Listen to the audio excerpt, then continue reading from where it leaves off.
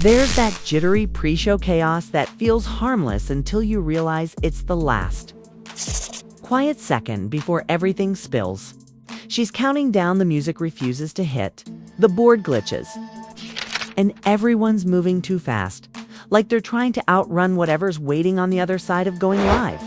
Then she steadies her voice, looks straight into the mess, and lays down the rule. Part legal disclaimer, part warning. She reminds them that everything is allegedly. Even names are allegedly. She tells the moderators not to block anyone and repeats it again, allegedly. That's the moment the room shifts, because this isn't gossip night energy anymore. This is file folder energy. Live, let's go. I'm just like, what is going on with my DJ board? You know we need that music to feel the vibe. It's a mantra. How y'all doing? Hey, guys. Courtroom energy. The kind where tension hums underneath the jokes, where everyone in the room can feel that a name is about to drop. At first, she's relaxed, chatting about vacations, talking about being offline, easing the crowd back in like nothing serious is on the way. Then the list starts stacking and the mood shifts. Funky trip, no kids, no husband. I was out there being a hot girl, okay, in Panama City, Panama, because you know I'm really from Panama City, and people really thought that I was from Panama coming up until they started asking me to speak Spanish, and I just got mute, and I was like, well, you know, I was born there, but my parents was like raised there, but I wasn't really raised there, you know, so I used to lie and stuff all the time like that, but I really got a chance to go to Panama, and I enjoyed my... Tamar court wins, subpoenas, sponsors getting quashed. An entire cloud of smoke compressed into a single live stream. And the chat is already doing what it always does, pulling threads, tallying names, asking who's next, laughing at the jokes while leaning in for the fallout. Then she pivots. She starts rewinding the timeline.com and deliberate, like a storyteller, like a pro. I'm just like, is anybody surprised? What number black woman is this that he's dragging? Besides his followers, besides black women that have helped him, besides black women that have put him in the spotlight, what number black woman is this? Can we get a count? And shout out to the black women that held me back from actually we'll talk about that later. Because I got to thank all the black women, because I was literally about to hit his DM just off of some, you know, some sympathy type stuff. But when I saw what he just did, I said, see, that's why y'all was warning me. It wasn't me, it was y'all, because I was going to do it. But we'll talk about that later, okay? Funky Dineva versus his friend, Tamar Braxton. His friend, not getting to know you. Friends don't throw friends getting to know people birthday parties. Do they do that, Jasmine? They don't do that. See, that's what he's trying to pull, because he don't want that narrative that he's dragging another friend again. But you know, she brings up the moment after the party. The aftermath. Sing Nas versus Jay-Z again. We got a win in court. Y'all didn't even know I was in court, did you? You see how I just be winning low key?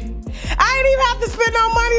The confusion comes first, then the accusations that hit Funky before Tamar even touched her phone. The statement gets read, "I was found in a pool of blood." And you can feel the shift. The internet doesn't react like it's hearing news, it reacts like it's hearing confirmation. Once that line lands, nothing in the stream feels random anymore. Allegedly stops sounding like protection and starts sounding like a countdown. And just as it's about to turn into a full-blown indictment, another voice cuts in with the details so specific it feels like a door getting kicked open, pointing straight to what happened after the car ride. Who went upstairs? The live doesn't begin with a headline. It starts with a scramble. A DJ board glitching. Computers being shut down. A countdown ticking like a bomb timer while everyone pretends it's normal. The host is laughing, but her eyes keep darting, like she's scanning the room for leaks. She reminds moderators not to block anyone and keeps the one word that protects the whole operation on standby. Everything is allegedly, even my name is allegedly. She repeats it, and that single line frames the entire night. Because what follows isn't a clean story. It's a spill. A stream that starts like a variety show and slowly reveals itself as something else entirely. A running list, targets, names, situations, consequences. She says she's been gone. A real vacation. A girl's trip. No kids, no husband. She paints the picture. Somebody called us from Amsterdam. Look at me in my little New York accent and everything, because I was getting cussed out by a New York wino all weekend in Panama. Somebody called us from Amsterdam with wine on her man. And it's pretty serious wine. Wine that he knows about, allegedly. Of course, I was not there during the shenanigans. But when I tell you your whole mouth gonna drop, I know Jasmine was looking to the recording like, oh, I even hate to do it to Cynthia like this, but I'm like, apparently Cynthia knows and blocked the person. Because we're gonna reveal the details of the person. I just want y'all to be like this when you hear it. Okay? And I guess she thought maybe it wouldn't wound up on our desk, okay? And so Cynthia has... She paints it as a reset, like she's refreshed. But even that I'm back energy carries a strange urgency, like she knows she has to unload everything she's been holding. She says she took a real vacation, a girl's trip, and feels renewed. Then she tells the audience there are 2 shows today. She admits she stayed out of family drama over the holidays. Not because it wasn't happening, but because she chose not to indulge. That word matters. Indulge. It suggests there was plenty there to dive into. Then she starts laying out the agenda. 1 item at a time, like she's building a case file. First, Funky. No tiptoeing. She opens with disbelief and irritation, counting how many black women he's dragged. How many black women helped him? How many times the same pattern has played out? Her tone sits between rant and sadness. This isn't discovery. It's confirmation. She's not learning anything new. She's finally saying it out loud. She says she discussed Funky versus his friend Tamar Braxton. And she keeps repeating friend like she's mocking the label, like she's already decided this wasn't a normal fallout. It was betrayal dressed up in convenient language. Then she jumps to court. Not gossip court. Real court. She says there was a win and says the audience didn't even know she was in court. That's the shift. Because now the live isn't just commentary, it's proof of life. A victory lap backed by paperwork. Somewhere off camera, she names Rock Nation. Calls it low-key, which makes it sound like people were waiting for her to lose. Waiting for the lawsuit to swallow her whole. Then she delivers the line like she's stamping a document. Baby, don't play with me. She says she won in court and didn't even have to spend money this time. Mentions Rock Nation again. The chat hears it. The audience feels it. This isn't someone hoping to survive another controversy. This is someone telling you she already did and she came back sharper. She says there were attempts. She says they tried, but God said no. She repeats that divine veto until it stops sounding like spirituality and starts sounding like armor. And the more she talks about lawsuits and class action attempts against bloggers, the clearer it becomes why she's obsessed with the word allegedly. She's not just entertaining. She's navigating a battlefield where every sentence could become an exhibit. Then she starts rolling through other topics. Names and stories like she's dumping a tray of evidence onto the table. Nikki, baby Angelo. Wine on Kevin McCall. Something involving Cynthia Bailey's new man. A call from Amsterdam. A warning that the details are so serious your mouth will drop. She says Cynthia has been warned, but she didn't think it would come out like this. That line lands cold because it suggests the machine is already moving. The tip is in. The recording exists. The reveal is just the last step. She says someone called from Amsterdam with information on Cynthia Bailey's man. And it's serious. She also slips in something important. She's not just broadcasting to YouTube. She keeps referencing an off-platform space where things get messier. Where stories go when they aren't approved enough. That means the live stream is the clean version. The teaser. The real heat is being funneled somewhere else on purpose. She runs ads, shouts out sponsors, keeps the show moving. But every time she tries to stay light, gravity pulls it back toward danger. Even a joke about being near an airport turns into paranoia about something crashing into the building. She jokes about planes landing, says every time one comes down, she gets nervous. That's the tell. Truly relaxed people don't keep scanning for impact. When someone is carrying court stress, industry pressure, threats, and receipts, their humor starts sounding like defense, and then she moves into the part that makes the whole night feel like a thriller: the win against a subpoena attempt. She describes someone going to a judge begging for access to her records: email records, phone records, passwords, login data from telecoms. Not just hers, but about 20 other bloggers. She makes it sound invasive, desperate, hungry, like someone wanted to rip open private lives and drag them into the light. And then she delivers the word with satisfaction. The verdict, quashed. Or is that the plane? Hold on for a second. We just want to make sure a plane ain't crashing into our building. Somebody done put roots on us, Jasmine. Is the plane landing safely? We got to move from this airport. The rent was cheap, but we're the sound studio. So every time the plane come down, I get real nervous and scared. She lays out what was requested: emails, phone records, passwords. And she says the judge shut it down, quashed. That moment isn't just bragging rights. It becomes the backbone of the entire episode. She's telling the audience she knows how to fight, how to survive legal pressure, how to keep the machine running even when someone tries to pull the plug. And that matters because of where she's headed next. If she's willing to say out loud that people tried to subpoena her life, that means she believes the next story, the Funky and Tamar story, carries the same explosive potential, the same power to trigger lawyers' panic and cleanup attempts. So when she finally circles back and sets the stage for Tamar, it doesn't feel like a random hot topic.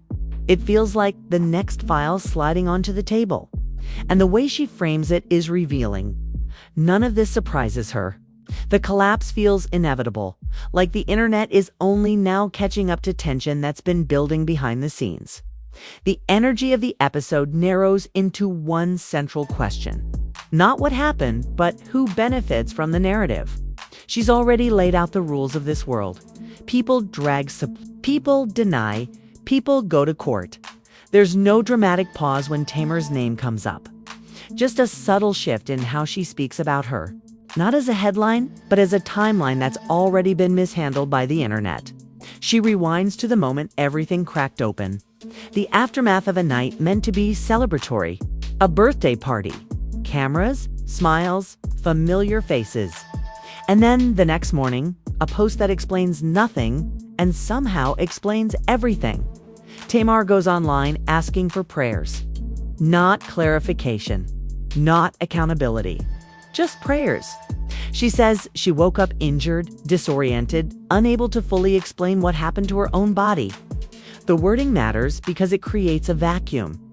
And vacuums on the internet never stay empty. In that silence, names rush in. The loudest one being Funky's. What the host keeps stressing is timing. She insists that when the dragging started, Tamar wasn't even online watching it unfold. She wasn't shaping the narrative. She wasn't responding.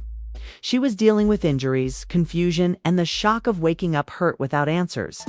But Funky's audience doesn't wait. Conclusions spread faster than facts. The host frames it like a fire that didn't need gasoline. It just needed one recognizable figure standing close to the smoke. That's where her tone turns analytical. She doesn't excuse Tamar. She doesn't sanctify Funky. Instead, she zeroes in on what she calls a failure of communication. In her telling, a single phone call could have altered everything. A private check-in. A moment to say, "They're dragging me. Can you clear this up?" Instead, the story grows legs. And Funky, in her framing, doesn't just react. He stores it. She suggests his anger isn't only about being accused. It's about feeling unprotected, feeling like loyalty didn't show up when it mattered. And instead of being handled privately, that feeling leaks publicly. First in tone, then in details, then in allegations. What darkens the situation, the way she tells it, is how quickly personal discomfort turns into public evidence. She describes Funky reinterpreting moments that were once brushed off as just Tamar being Tamar. Sitting close, playful energy, casual intimacy. Recast later as signs he was uncomfortable all along. That reframing is powerful because it rewrites the past. It turns memories into motives. And once that happens, every detail becomes suspicious. Every car ride, every stop, every decision about who goes upstairs and who doesn't. She doesn't invent anything here. She just points out how narratives evolve once resentment finds a microphone. She also emphasizes that Funky's version didn't come out immediately. It surfaced after pressure, after illness, after what she describes as a life-or-death moment that forced him to reassess who had his back and who didn't. In her view, that's when the vault opens. Not because the truth suddenly appears, but because restraint disappears. That distinction matters. She doesn't say he lied. She suggests he waited. And in this ecosystem, waiting can be worse. Because it makes the audience feel like they're finally being let in on secrets that were always there. It gives the story weight, even when the timing is messy. She pushes back on the idea that Tamar owed him a public defense. She frames Tamar as someone already juggling multiple fires, personal struggles, public scrutiny, alleged relationship complications. Expecting her to manage someone else's reputation while protecting her own, she argues, is unrealistic. Then comes a quieter but sharper pivot. She questions motive. Not directly, but clearly. Why did the story need to escalate this way? Why did discomfort turn into accusation? Why did private boundaries become public blame? And why does the narrative keep drifting toward one specific married man's name? A name that creates maximum chaos the moment it's mentioned. She never confirms anything. She never declares facts. Instead, she lays out how narratives get weaponized, how injury posts become alibis in the public imagination, how silence turns into suspicion, how speaking late turns into speaking loud. By this point, the tension is tight. Because now the story isn't just about Tamar and Funky. It's about control of perception. About who gets to frame what happened when memory, alcohol, injury, and loyalty collide. Her voice stays steady, but the implications grow heavier. What the internet is watching, she suggests, isn't a revelation. It's a collision. Two people reacting differently to the same night under the pressure of millions of eyes, with lawyers hovering in the background. And hanging over all of it is the warning she established earlier. This is the kind of environment where subpoenas get attempted, records get requested, and narratives don't just ruin friendships. They invite courtrooms. So when she transitions to Funky finally saying what made him uncomfortable, what he claims he saw, and why he chose not to go upstairs that night, it doesn't feel like gossip escalating. It feels like the moment everyone realizes this story may not stay online. Because once details get specific, there's no putting them back in the bottle. When restraint finally breaks, it doesn't sound careful. It sounds irritated, personal, like someone who's been replaying the same night over and over. Finally decided to speak. She feels like me, along with probably two other bloggers, conspired against Rock Nation and her to take her down. So she literally begged the judge for a subpoena to look at email records of mine, phone records. She wanted passwords, logins and passwords. She wanted back data. She wanted AT&T, Verizon, and T-Mobile data. She asked the court for all of this information on me, as well as about 20 other bloggers. You know what the judge said? Quash!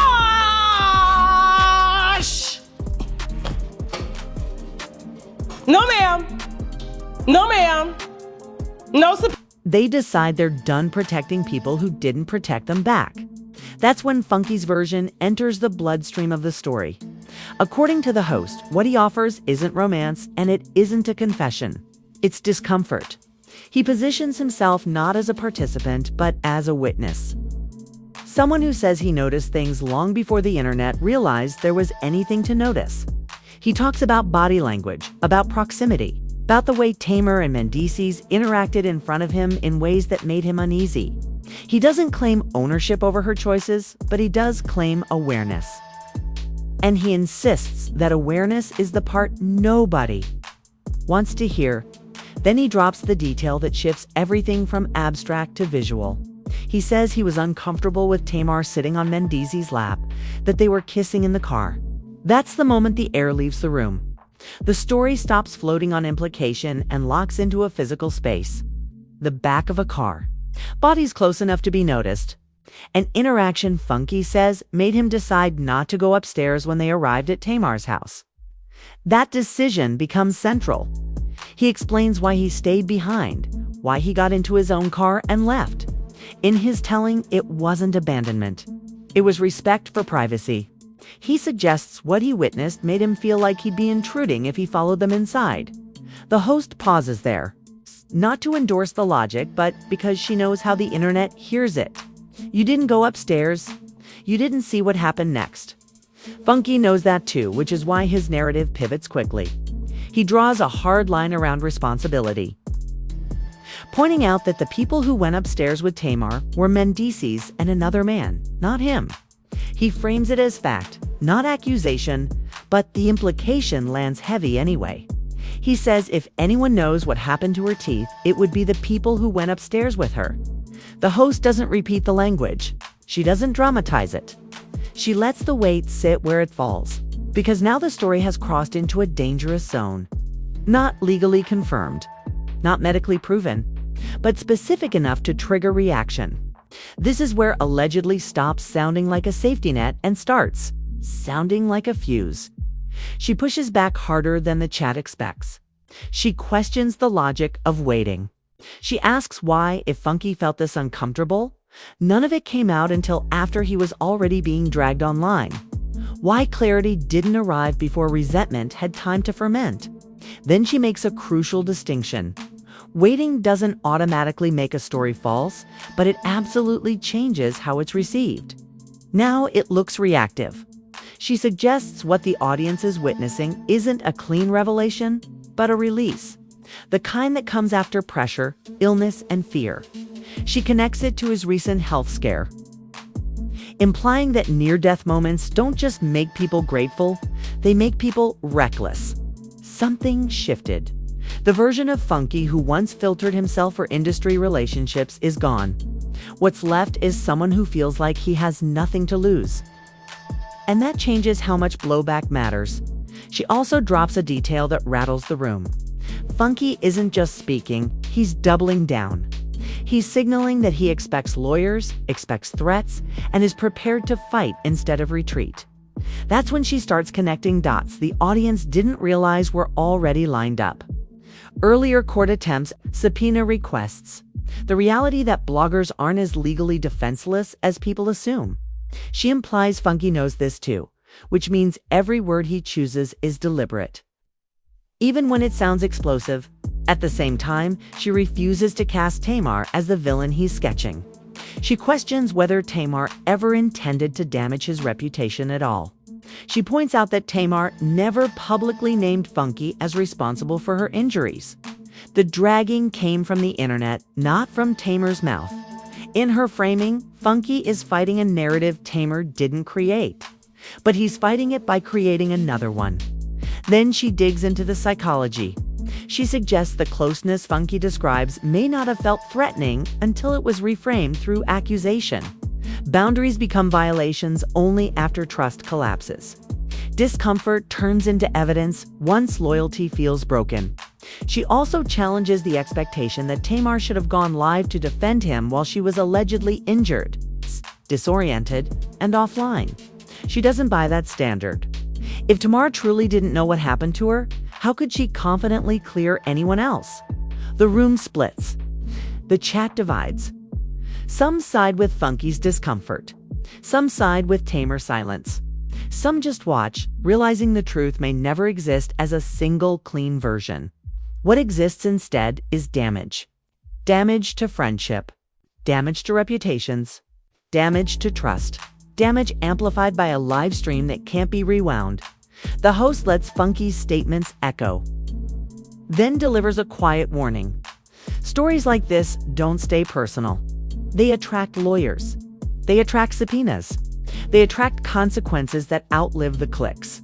With Funky openly daring legal response and Tamar reportedly considering it, the story steps fully out of gossip territory. It enters a space where silence, speech, and timing all carry a price. And the most unsettling part is that no one seems willing to back down, which means the next chapter won't be about what happened that night. It'll be about who survives the fallout. By the time the dust settles, the story isn't escalating anymore. It's calcifying. The host slows down, not because there's nothing left to say, but because everything that can be said is already in the air. And once it's in the air, it stops belonging to the people who released it. She makes it clear there's no clean ending here. No version where everyone walks away untouched. Because at this point, the damage isn't about a car ride, or who went upstairs, or who defended whom fast enough. It's about narratives that now exist independently of the truth. She frames it plainly. Tamar never publicly accused Funky. Funky never claims to have witnessed the injuries. Yet somehow, both of their names are welded to a story neither fully controls. That's the real bombshell. The internet didn't wait for facts. It waited for friction. Once Funky's name trended alongside Tamar's injuries, a villain was inevitable. And once Funky felt targeted, his response wasn't to disengage. It was to reclaim power by saying everything he claims he held back. She points out how that strategy cuts both ways. Speaking late can sound honest, but it can also sound retaliatory. Silence can look dignified, but it leaves space for others to write the story. Once the spotlight hits, every move looks suspicious. She brings it back to Tamar, questioning why an injury post had to be interpreted as misdirection at all. Being hurt and being confused doesn't automatically make someone calculating. In her telling, Tamar looks less like a mastermind and more like someone who lost control of the narrative. The moment she asked for privacy, she dismantles the idea that loyalty has one definition. Funky may expect public defense because that's how he operates. Tamar may expect grace and time because that's how she survives. Neither expectation is illegal. Neither is guaranteed. What makes it volatile is the mismatch. She widens the lens, connecting this fallout to a broader pattern. Public friendships built on proximity and convenience. Collapsing the moment pressure exposes how transactional they really were. Funky's anger, she suggests, isn't just about Tamar. It's about realizing how quickly protection disappears. When you're no longer safe to stand next to, still. She doesn't let Tamar off emotionally. She reminds viewers that boundaries matter. And repeated discomfort doesn't vanish just because it's brushed off as, "That's just how I am." She frames it as misalignment, not malice. And looming over everything is the legal shadow. Lawsuits don't require truth. They require statements. Subpoenas don't care about vibes. They care about timelines and words. Once lawyers enter, nuance disappears. Everything freezes into transcripts. She says it plainly. This story already smells like lawyers. That's why no one should be celebrating yet. Not Funky, not Tamar, not the audience. Because if this moves into courtrooms, the narrative won't be decided by who spoke last. It'll be decided by who can prove what. And who said too much when emotions were high. Her final tone isn't sympathetic or condemning. It's cautionary. Funky looks ready to burn bridges he once relied on. Tamar looks unwilling to engage publicly at all. Both choices carry consequences that won't show up immediately, but will linger long after the live ends. She doesn't crown a liar or a victim. She leaves the audience with something more unsettling. This story may never resolve. It may only mutate. What began as a friendship became a rumor, then an allegation, and now exists as a permanent digital artifact. And artifacts don't care who regrets what later. They just stay. After everything that's been said and everything that hasn't, this story no longer lives with the people involved. It lives in the space between versions, between timing, between silence and speech. So she leaves the audience with questions. When a story breaks late, does that make it honest or reactive? When someone stays quiet after an injury, is that strategy or survival?